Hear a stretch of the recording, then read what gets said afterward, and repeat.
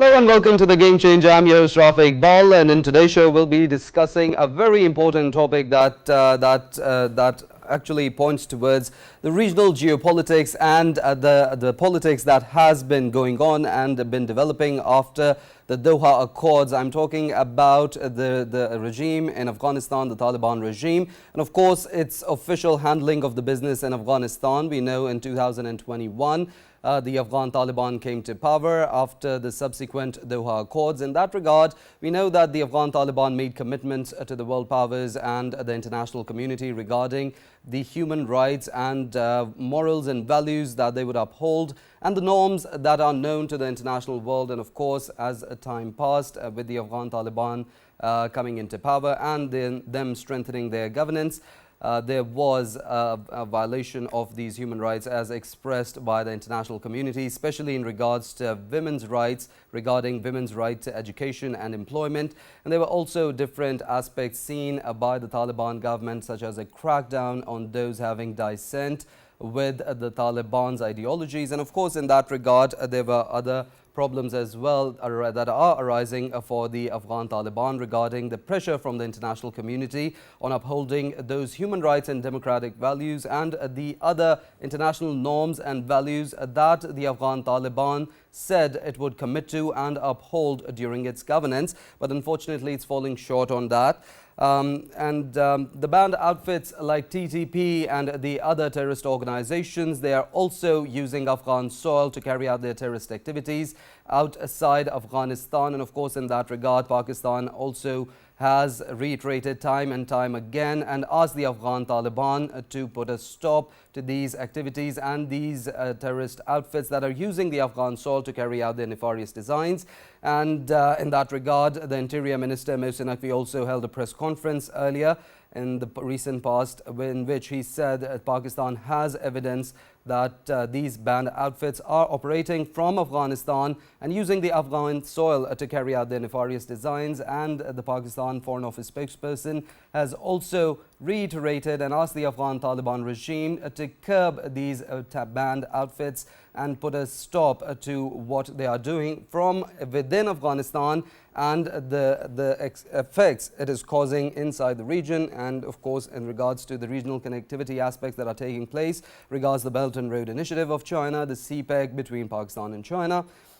And these are the different elements that come to play when we talk about Afghanistan and the Afghan Taliban's policies and how it is affecting the region at large. In that regard, we also know that the United Nations is holding a meeting in Doha, Qatar, where it will be where the Afghan Taliban is also going to be attending. And the main agenda of this meeting is going to be how the international community is going to remind the Afghan Taliban of its commitments and of course encourage the Afghan Taliban to uphold its commitments that it had made earlier. In that regards, we'll be talking about all these different aspects. We've been joined in the studios by analyst Sheharyar Khan. Thank you for your time and joining us in the show. On Skype, we have been joined by Zahir, Sherazi, who is a senior journalist and who has been following the situation in Afghanistan very closely. So I'd like to start our conversation from Mr. Zahir, and because he has been following the situation in Afghanistan since 2021, when the Afghan Taliban came to power, the Doha Accords were signed. The Afghan Taliban, they said they would uphold the international norms and values. Up till now, when the United Nations has held a meeting in Qatar and encouraged the Afghan Taliban to uphold their commitments, how would you see the journey? Yes, for the first time, we are seeing that after the UN efforts, this is the third international move which has been convened by the UN, and the Taliban are for the first time participating. Definitely, I have also managed to spoke to Zabiullah Mujahid, the spokesperson of the Taliban, who is part of the delegation, and he was saying that they would be more focused on the development side, the economic activities and the businesses. But the main concern which the international community or the human rights groups also have, because despite having no official recognized position, the Afghan Taliban are the only representative who are representing Afghanistan in this move. And perhaps most of the human rights and women rights organizations, especially of Afghan women rights organizations, they have shown their concern about why they are not being participating. participating. And also, when this mood is likely to end on 1st of July, there is a separate meeting of the UN stakeholders with the Afghan human rights groups, Afghan movement groups also on the 6th of July. So that would also be very important. But again, as far as Pakistan's concern is, perhaps Pakistan is not officially part of this mood, but being a neighbor and key stakeholder, they're also being participating. And today, earlier in the morning, Asif Durrani, the special envoy of Pakistan, with attending the mood here, meeting with the American delegates there, and they've also shown their concern about whatever is going on the border, the cross-border infiltration, and obviously the law and order situation in Pakistan, because most of those incidents which had been taking place in the Pakistani territory, especially in the tribal areas, there are frequent attacks, daily attacks on the Pakistani security forces, and they are being claimed by those hostile groups in the form of PTP or ISK or other militant groups, even the Baloch separatist groups who are claiming these responsibilities. They are allegedly as being accused, and rather it's the fact now that they are in the Afghanistan trial. So I think Pakistan would likely also be taking up this issue. Another important point is the narco trade, because the Pakistani authorities, recent also the military authorities, security authorities have shown their concern about two very important issues, which are the key source of militancy and financing terrorism. And that is one is the petrol smuggling, which is from across the Iranian border, and the second is the narco trade, which is mostly being coming out from Afghan side. So this narco trade is also likely to be taken up, and Afghan authorities are going to take it up in a sense that perhaps they are claiming that they have put a ban on the poppy cultivation in Afghanistan, and in return, the UN or the UN doc should be providing support to those Afghan farmers who are now not cultivating poppy. But still, we are seeing that billions of Right. tons of hashish is being prepared. It is channelized through the Pakistani border. So this is also a source of concern, and it is fueling the militancy. So there's different aspects, but this is very important, which have to be taken up during this mood in Afghanistan. Right, and Mr. Zahir, what do you think, as you mentioned, narco trade with the Afghanistan Taliban, them curbing women's right to education and women's employment? And of course, women are a great contributor to the working force of any country. In that regard, do you think these are progressive steps to curb the narco trade, or these steps would just further encourage it?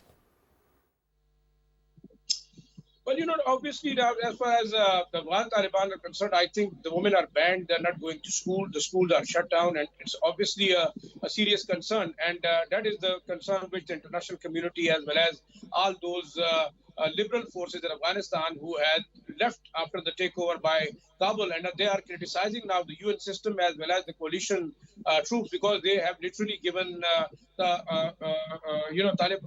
Afghanistan into the hands of those extremist Taliban who are have different perspective as far as the women rights and the women education is concerned. But we should, one thing is very important, that the international community should be, asking Afghan Taliban to do more in terms of development, in terms of human rights, in terms of women education. Also, within the perspective of the UN Charter, even if the Kabul government is not willing and not showing, leniency towards this side, then there are problems. And that is the main concern. Again, today, when this meeting is likely to begin, Afghan Taliban are the only stakeholders who are participating in this mood. And even if they're not part of under recognition by any of the world states. So this is again a concern. On the other side, the law and order situation, which mostly the Taliban are claiming that perhaps it is improving, but it is still not clear, because the peripheries and the bordering provinces, the ISK is very much active, the other militant groups are active, Al-Qaeda is active. So this is also a source of concern. Then, importantly, perhaps the international community would also be expecting the Taliban government, the Kabul government, about the commitment they have done with during the Doha agreement, that the Afghan soil would not be allowed to be used against any of the state. And Pakistan is the prime victim of this atrocity, because most of those militant groups, they are operating in Pakistan across the border, and the Afghan authorities either had failed to stop those hostile groups in the form of ISK, BLA, BNA, Right. as well as TTP. So I think they would be taking up this issue. And then the Central Asian states do also have concern. Russian delegation is here. They would also be taking up the issue of the line order with during this move, because this is very important for the Central Asian states' security as well. And yes, as well as they would also be stressing for a peaceful Afghanistan, because the Central Asian states are also doing, they are planning to have good business relations with the other countries using Pakistan, Afghanistan, and this route. So that would also be very important. And last but not least, the Chinese concern are very important, because Chinese, Definitely. Saudi Arabian, they are coming with huge investment, and perhaps they would also try to assert and use the UN forum, this move, to convey a message to the Kabul government that they should not be harboring and patronizing those militant groups which are targeting the Chinese interest, the Saudis' interest inside Pakistan and other areas. Yes. Right. Right. I'll also like to include Mr. Sheharyar Khan in the conversation, and we'll move towards the security element of the topic. But before that, Mr. Sheharyar, the Doha Accord, the Afghan Taliban, they committed to a lot of values, upholding a lot of these commitments, human rights, rights that are enshrined globally in some charters and that need to be abided by. With the Afghan Taliban, how they've been pursuing their policies, how do you think it is giving a message to the world community, the international community, of the Afghan Taliban's seriousness to its commitments? And of course, in that regard, how important do you see the Doha Accord legally and morally binding on the Afghan Taliban? This is the third meeting that is like taking place between on this like topic, which is like now termed as the Doha meetings on Afghanistan. This is a special initiative that was launched by the Secretary General of the UN, Antonio Guterres. So in the first Doha meeting, the Taliban were not even invited. In the second meeting, which took place in February, if I remember correctly, the Taliban refused to join, because a lot of like gender-based groups, civil society organizations and women rights organizations, they were also included, and the Taliban basically said that we are the sole representatives of Afghanistan, and any other group that is like not representative of Afghanistan should not be invited or included. So they refused to join that meeting. In the third meeting, the Taliban had a precondition that they would be solely representing the Afghanistan government as legitimate stakeholders, and no gender-based groups, civil society organizations, human rights organizations should be invited. And they are having a separate meeting after the third Doha meeting ends on the 2nd July with these groups and some members of the international community. And special representatives to Afghanistan for over 30 countries are attending this conference.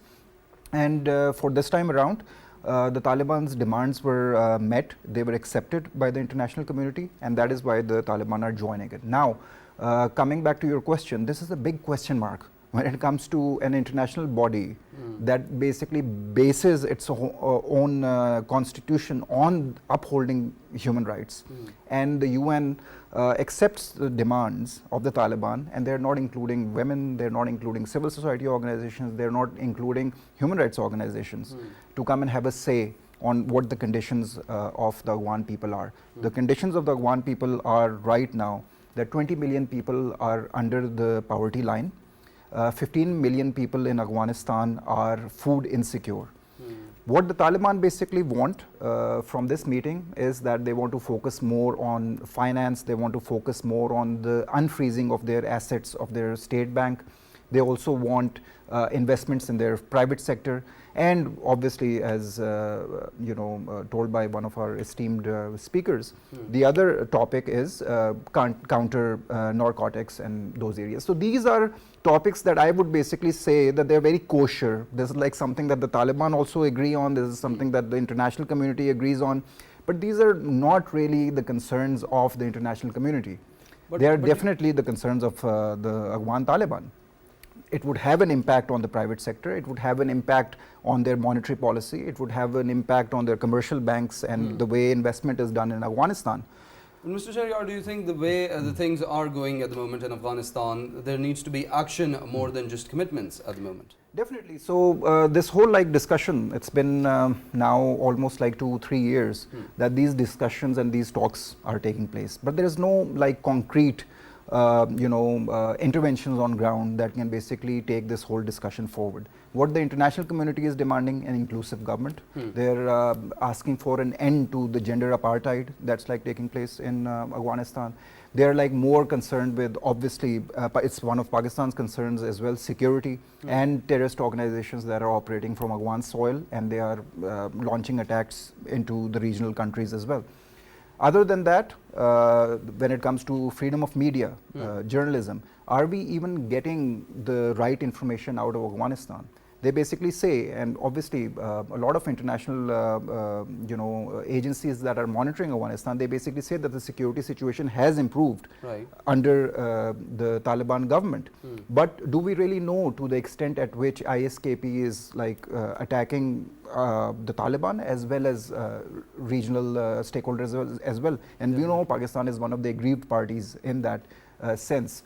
So the freedom of information or the freedom of media, journalistic norms and ethics, they are also under severe repression when it comes to the Afghanistan government as well. And again, all of these topics should also be included, and when the representatives from the Afghan government are there, these are like something that also needs to be discussed. Definitely, but we'll come to the security aspect of that as well. But when we talk about the narco trade, the Afghanistan Taliban, when they put curbs on women's education and women's employment, and they just stereotype and they just curb a whole population, a whole segment of the population from working. Do you think that's going to effectively curb the narcotics trade, or it is just going to empower it, and because it is a viable business there? So the whole discussion on the narco trade that has more of a security lens or a security element to it. When it comes to the whole cultural and the gender aspect, yes, it is one of the key concerns. If you're like talking about half of Afghanistan's population that is not allowed to work, that is not allowed to earn a living, then obviously the poverty levels will be going up. There are like a lot of families that are not run by male household members. They're like women who basically contribute, and the women-led households, how are they supposed to earn? So when it comes to poverty, when it comes to food security, I don't think that can be catered to only by international commitments or international aid.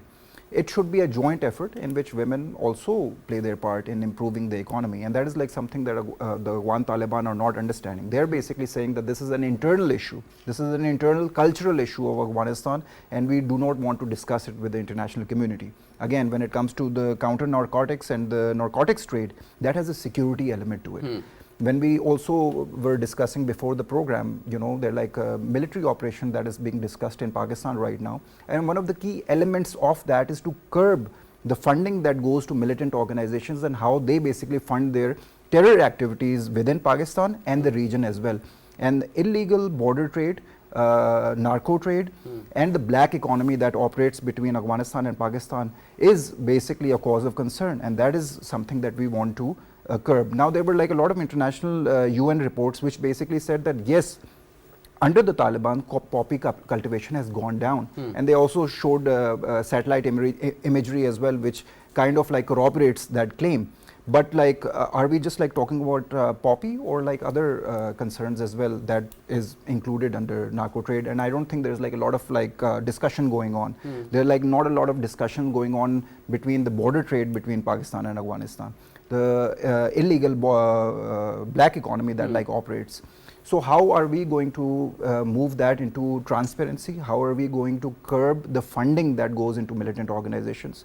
The military operation that is being discussed right now will be taking all of that into account as well. And in the news, we also were seeing that even Pakistan's special representative to Afghanistan and the UN, they both discussed with the US counterparts on support when it comes to counter-insurgency and counter-terrorist operations as well. And Pakistan would be needing a lot of like support and equipment from the international community to launch this operation. Right, definitely. Since we're talking about the black economy, the narco economy, there's also a trade economy that's going on with regional connectivity, with the BRI, with CPEC, and of course, when we talk about Pakistan specifically, there's efforts for economic revival going on to attract foreign direct investment in the country. But but investment doesn't come, business doesn't come when there's a security challenge prevailing. And of course, as we know in regards to Pakistan, this security threat is emanating from Afghan soil. And it's overall a spoiler in the region for business and trade activities. Do you think there should be a regional effort regarding the security threat that is emanating from Afghanistan to curb it down and to try to support the Afghan government, or allow the Afghan government to be serious with its actions and actually try to restrict these banned outfits? So this is a very good question coming from you, because if you remember, like 3 years ago, Pakistan's national security policy, that was like focusing mainly on Pakistan's move from geopolitics to geoeconomics. And that is the vision that Pakistan had in basically connecting Central Asia through Afghanistan to Gwadar port, being part of the CPEC, being part of the overall BRI network, connecting Pakistan to Central Asia, giving Central Asian states, which are all landlocked, access to the Arabian Sea through the Gwadar port. There was discussion on a lot of like road infrastructure being built, a lot of like trade that was like supposed to happen, Tapi gas pipeline, a lot of like other aspects, other projects as well. Definitely. But how can those projects take place if there is a neighbor over there which is obviously not recognized by the international community? There are no formal banking channels over there, and security is a huge concern. So when it comes to developing all of these frameworks of trade and bilateral cooperation that has to like take place between Afghanistan and the rest of its neighbors, then Afghanistan needs to be part of the international community, and they need to fulfill the commitment of being good members as a state of the international community. Now in that aspect, there are like a lot of like prerequisites that have to be fulfilled.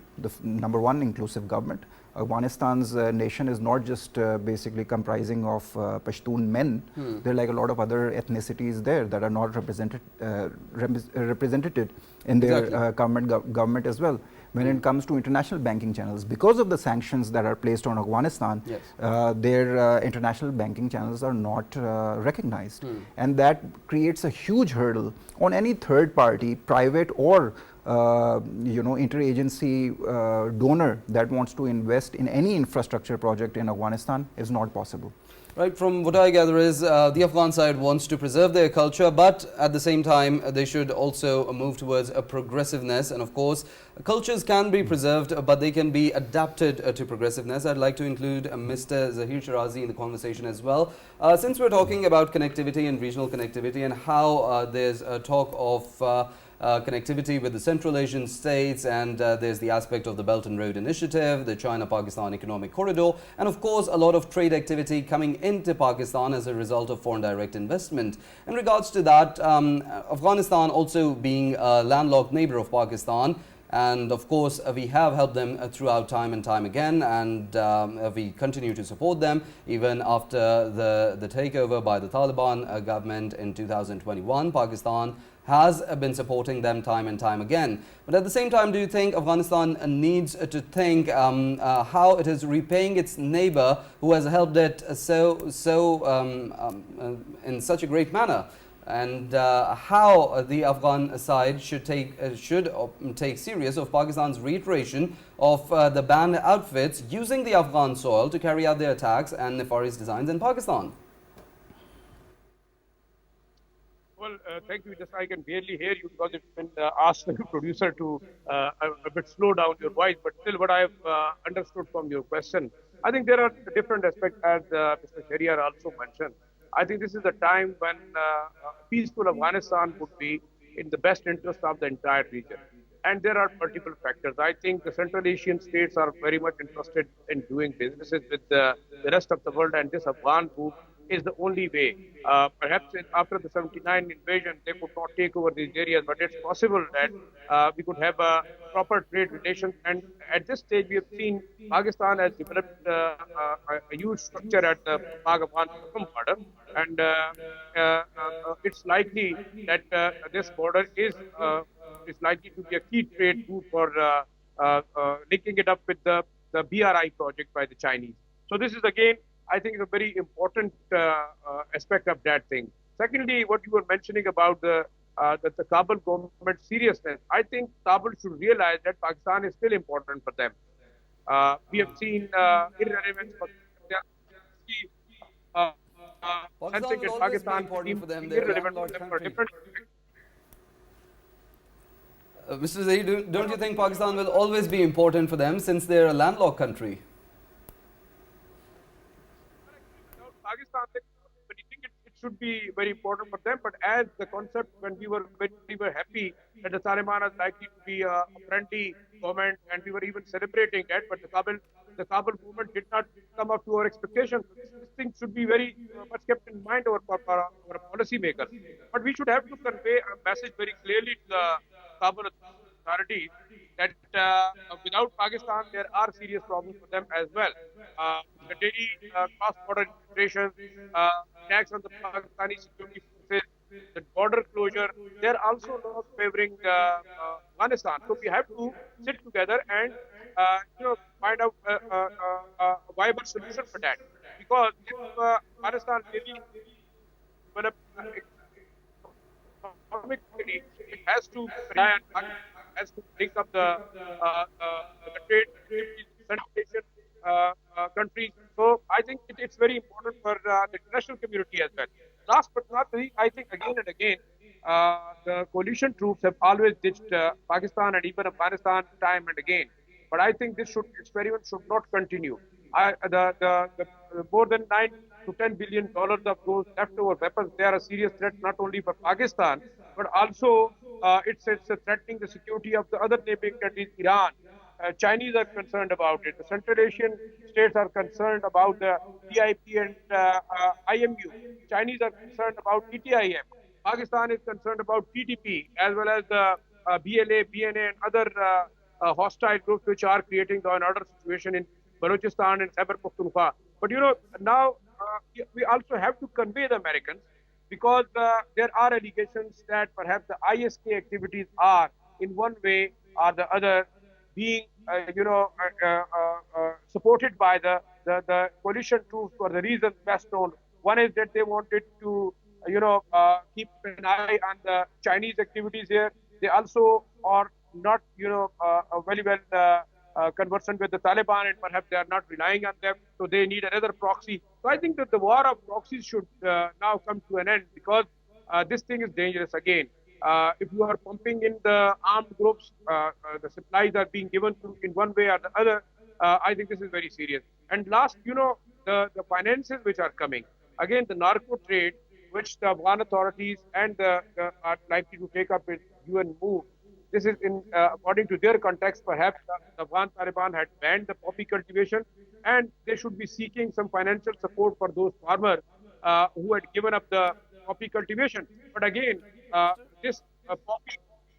Mr. Zahir, Yes. since we're talking about the banned outfits, the terrorist outfits, we're talking about the narco trade. There's also one aspect that I'd like to ask you and ask for your highlight on that. They say when you educate a woman, you educate an entire family. Because a woman, when she raises her children, an educated woman, she teaches them the morals, the values that are known for the international community and the world at large. Do you think this lack of education opportunities to the women, this lack of employment opportunities to the women that the United Nations is also highlighting, that the world community is also highlighting, and the Afghan Taliban's how they are curbing these rights to education and employment, it is also promoting the culture of these banned terrorist outfits taking advantage of the Afghan population and using Afghan soil as their safe havens? Does it give them more room when they see there's a curb on education and employment, so it gives them a vacuum for them to operate in? Now Afghan Taliban are not a warring faction. They are not, a kind of a ragtag of a militant group which is doing a hit and run operations against the coalition troops or the invaders, what they call in the terms of the US-led coalition. It was the invading force in Afghanistan, or whether they were fighting the Russians. Now they are a full-fledged government. They have to devise policies, even if they feel that perhaps the women should have education under the strict Islamic mode of governance. But still, I think Islam had not banned women education. So they have to be realistic. If they wanted to have their own cultural, social, and moral values in educating girls, there is no harm in that. I think we have to kickstart this process. And most of the Afghan women groups we have spoken to, they are also saying the UN should engage the Taliban.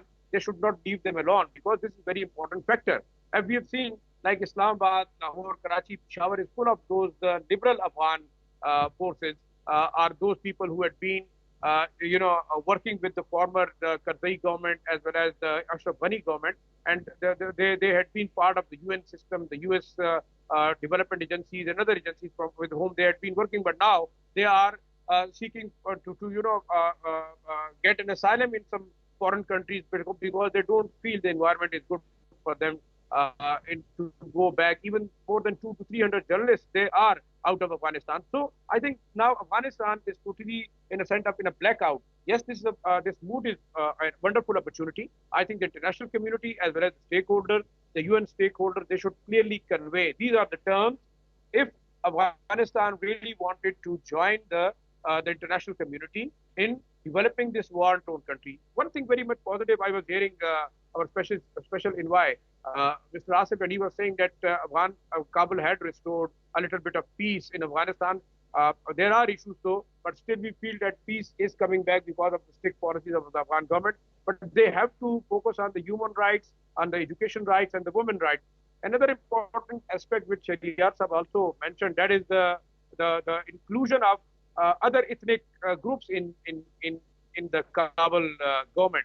Because we have seen Kabul is not only inhabited by the ethnic Pashtuns. I think there are Hazaras, there are Tajiks, there are the Uzbeks. They are not part of the this Kabul government. Yes, Gulbuddin Iqbal from the eastern side, we do have representation in the Kabul government. But I think if really Kabul wanted to develop Afghanistan, it have to have an inclusive government which should be represented by all stakeholders. And the important meeting which the women and human rights are likely to have after this food, I think they should also be conveying their concern about the women education, about the human rights violation, about other facilities to the minority groups. I think this is very important. But again, coming to Pakistan's concern is more about the law and order situation, because Afghan soil is repeatedly used against Pakistan and a potential threat in the form of ISK, because ISK is very much active there. Even TTP is very active, and a question arises why the Kabul government is not taking action against, whether it is not willing to take action or it is unable to take action. Now, during this mood, we have to convey this message very seriously. If Kabul don't have the potential authority to go against these groups, I think it should have intelligence sharing with Pakistan. It should be sharing information with Pakistan about all those groups. And then it's Pakistan's responsibility, even they can have joint operation. And last, I think Pakistan should also convey to the international community, if really wanted to a peaceful region, it have to take care of those extremist terrorist groups in the form of ISK, TTP, a number of other splinter groups which are using Afghan soil against Pakistan. This is the only way to bring peace to the region. Otherwise, I think this area should remain volatile, and the Pakistan would be facing a serious challenge to its financial support, which is coming from UAE, from Saudi Arabia, from China, from World Bank, from Asian Development Bank, because there are questions. If the security is not here, nobody is going to invest, and this is a serious concern for Pakistan. Right, Sherazi, of course, a very important point raised indeed, and these are very crucial times in regards to that. Sheharyar Khan, what's your views? Firstly, regarding the security element, if we talk about this, and if we talk about, we know the TTP is a threat for Pakistan. There's other terrorist groups as well that are having their agendas in different regions. But when we talk about the ISK, the IS Khorasan, it has a capability of not just South Asia or Central Asia, but it can also expand to Europe. They can also they're having their operations expanded more and more. How much do you think it is going to become a global threat, and how much does the global community needs to address the issue of ISK and how they're expanding their operations more and more?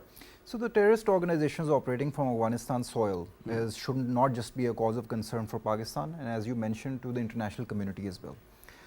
When it comes to the UN Sanctions Committee report that came out last year, that gave like very, I would say, alarming analysis that was coming from the ground, and it was prepared by the UN and got input from a lot of like regional countries as well.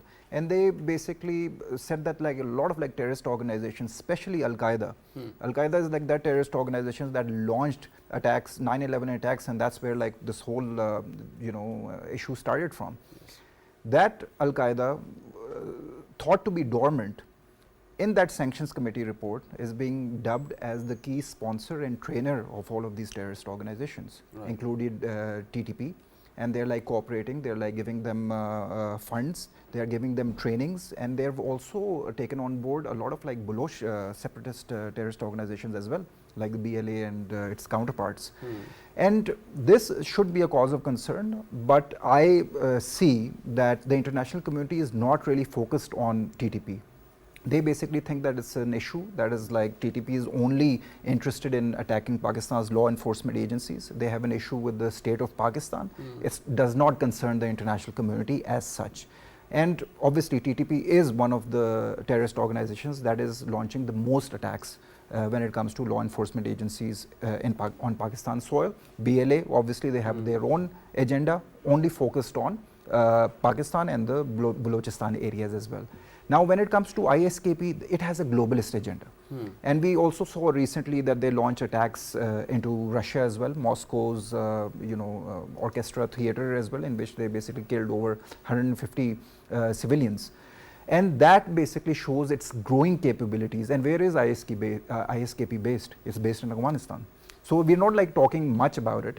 And now international community is focusing on ISKP. Yesterday there was a terror threat that was launched on various US embassies across Europe as well, and they basically said that one terrorist activity or act is imminent, and that was also pointing towards Afghanistan and ISKP. Now, if the international community basically feels that TTP is an issue between Pakistan and Afghanistan, ISKP has a globalist agenda. They have global ambitions. They don't believe in international boundaries, and they have a pan-Islamic, agenda on their version of what Islam should be. And that is like something that concerns them. That is like something that the Taliban also show that we are fighting against. And they also try to like show to the international community that we are the only entity in Afghanistan that is keeping the ISKP at bay. And we are the ones who are the bulwark against the expansion of ISKP. So this is a very interesting dynamic. But when it comes to TTP, they are not willing to take any action because they are obviously, I would say, ideological brothers. And the concerns of Pakistan, I believe, are also not being adequately taken up by the international community. Now, when it comes to the regional stakeholders that are involved, when it comes to the attack on the Dasu Dam and the Chinese workers as well, you would always like note that no terrorist organizations takes responsibility of them, and we know it's like TTP.